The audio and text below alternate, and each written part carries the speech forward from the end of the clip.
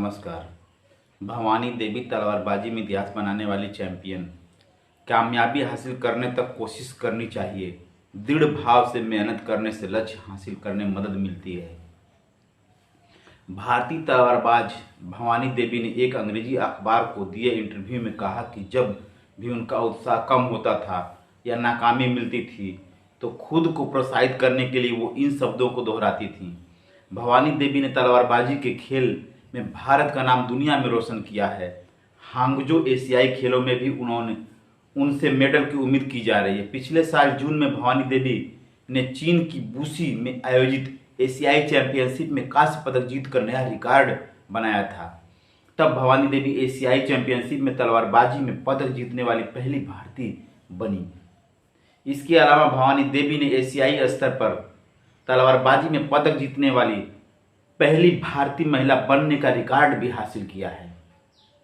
भवानी देवी ने न सिर्फ एशियाई चैंपियन में अपनी पहचान बनाई बल्कि कई अंतर्राष्ट्रीय टूर्नामेंट में भी भवानी देवी ने अपनी प्रतिभा दिखाई है और भारत को गौरवान्वित किया है। भवानी देवी की अंतर्राष्ट्रीय और राष्ट्रीय कामयाबी के पीछे उनकी मां रमानी का बड़ा योगदान रहा है। यह भवानी देवी की मां ही थी जो हर बाधा का सामना करने पर उनके साथ खड़ी रही। उन्होंने आवश्यक आत्मविश्वास और प्रोत्साहन दिया और उन्हें इस ऊंचाई तक पहुंचाया। उनकी उपलब्धि और पदकों की संख्या की सूची इतनी लंबी है कि भारतीय तलवारबाजी में भवानी देवी की हैसियत भारतीय क्रिकेट में सचिन तेंदुलकर होने जैसे है। जब भवानी देवी चुनौतियों का सामना कर रही थी तब उनकी मां रमानी देवी ने अपने आभूषण और संपत्ति बेचकर बैंकों से ऋण लेकर उन्हें विभिन्न प्रतियोगिताओं में भाग लेने के लिए प्रोत्साहित किया। प्रधानमंत्री नरेंद्र मोदी भी उनकी मां के योगदान की सराहना कर चुके हैं। इस बारे में मीडिया से बात करते हुए भवानी देवी ने कहा कि मुझे खुशी हुई जब प्रधानमंत्री मोदी ने एक बार मन की बात में मेरी प्रशंसा की और मेरी मां के बारे में बताया। मैं बस इतना जानती हूं कि मैं पदक हासिल करती हूं और जीतती हूं, लेकिन मेरी उपलब्धियों के पीछे मेरी मां की कड़ी मेहनत के बारे में लोग ज़्यादा नहीं जानते। हालांकि प्रधानमंत्री नरेंद्र मोदी ने इसे समझा और इसके बारे में बात की। इससे मुझे और अधिक उत्साह मिला। भवानी देवी की मदद करने वाले लोगों में कई लोग शामिल हैं। इनमें तमिल फिल्म के निर्देशक शशि कुमार भी शामिल हैं। भवानी देवी की मां रमानी देवी के मुताबिक उन्होंने ट्रेनिंग दिलवाने में मदद की। इसके अलावा राज्य की पूर्व मुख्यमंत्री दिवंगत जयललिता ने कई तरह के प्रोत्साहन से भवानी देवी की मदद की। उनके विदेश में प्रशिक्षण की व्यवस्था की जिससे उन्हें काफ़ी मदद मिली। भवानी देवी की मां रमानी देवी के मुताबिक आज तक तमिलनाडु सरकार भवानी देवी को विशिष्ट खिलाड़ी की सूची में रखकर और उन्हें आवश्यक प्रशिक्षण देकर प्रोत्साहित कर रही है। भवानी देवी राष्ट्रीय तलवारबाजी चैंपियनशिप की 9 बार चैंपियन रह चुकी हैं। भवानी के कुछ और रिकॉर्ड्स इस तरह हैं। 2009 में कॉमनवेल्थ तलवारबाजी में कांस्य पदक जीता था। 2010 में एशियाई जूनियर एंड कैडेट चैंपियनशिप में कांस्य पदक जीता था। 2012 में जर्सी कॉमनवेल्थ जूनियर चैंपियनशिप में सिल्वर मेडल हासिल किया था। 2014 में फिलीपींस में आयोजित एशियाई चैंपियनशिप में सिल्वर मेडल प्राप्त किया था। 2015 में मंगोलिया में आयोजित एशियाई चैंपियनशिप में ब्रांज मेडल हासिल किया था। 2020 में टोक्यो ओलंपिक में भारत का प्रतिनिधित्व किया था। तलवारबाजी में ओलंपिक में भाग लेने वाली पहली भारतीय महिला थी।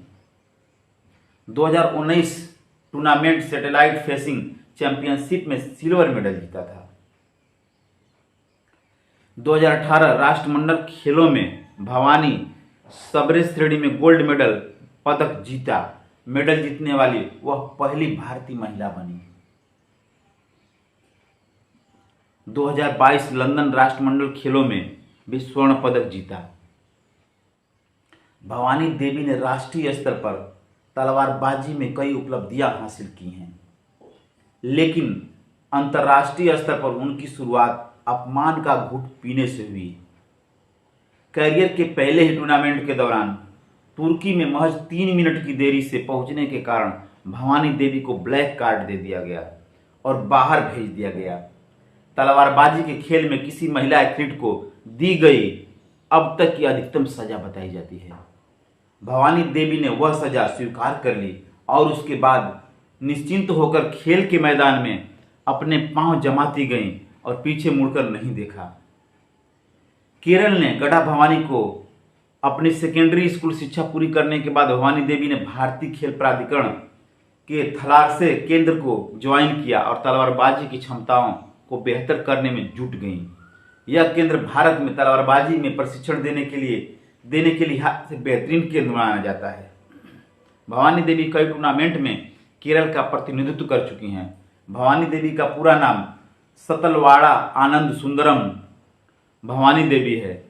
कई मीडिया रिपोर्ट्स में यह भी कहा गया है कि वह आंध्र प्रदेश राज्य से हैं क्योंकि उनका नाम सातलवाड़ा है, लेकिन असल में भवानी देवी तमिलनाडु की मूल निवासी हैं। यह जानकारी भवानी देवी की मां रमानी ने मीडिया से बात करते हुए दी। उन्होंने कहा, खबरों में कहा जाता है कि भवानी देवी आंध्र प्रदेश से हैं क्योंकि उनका नाम सातलवाड़ा है, लेकिन यह सच नहीं है। हमारा मूल निवास स्थान तमिलनाडु है। हम तमिल भूमि से हैं। भवानी देवी के पिता का जन्म आंध्र प्रदेश में हुआ था, लेकिन हमारा परिवार मूल रूप से चेन्नई में वन्नारपेट में है। भवानी देवी का जन्म और उनकी सभी भाई बहनों का जन्म तमिलनाडु में हुआ था। मुझे गर्व है कि भवानी देवी एक तलवार चलाने वाली तमिल लड़की है। उनकी मां रमानी बताती हैं कि भवानी देवी एक सामान्य मध्यवर्गीय परिवार की समस्याओं का सामना करते हुए बड़ी हुई हैं।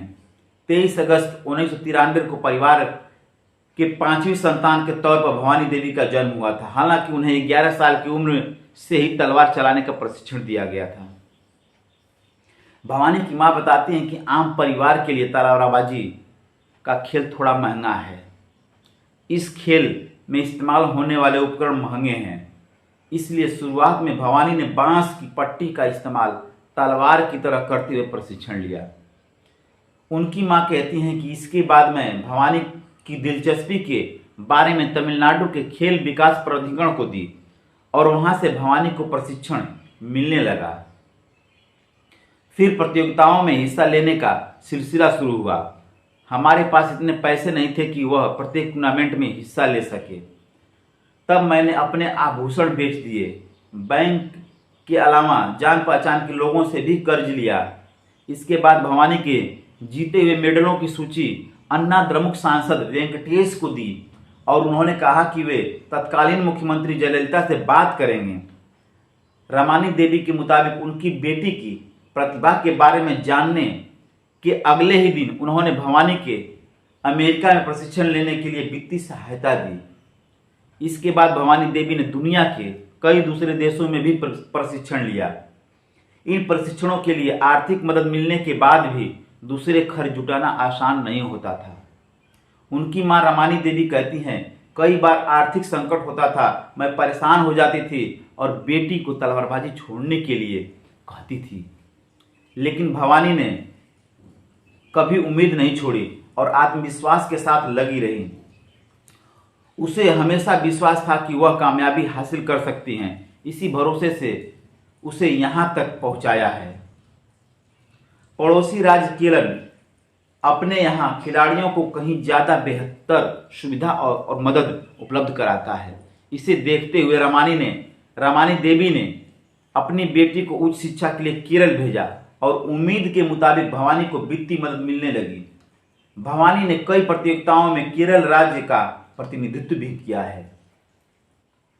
भारत के पूर्व क्रिकेटर और मौजूदा कोच राहुल द्रविड़ की गो स्पोर्ट्स फाउंडेशन ने भी विदेशों में स्पेशलिटी वाली ट्रेनिंग के लिए भवानी की मदद की है।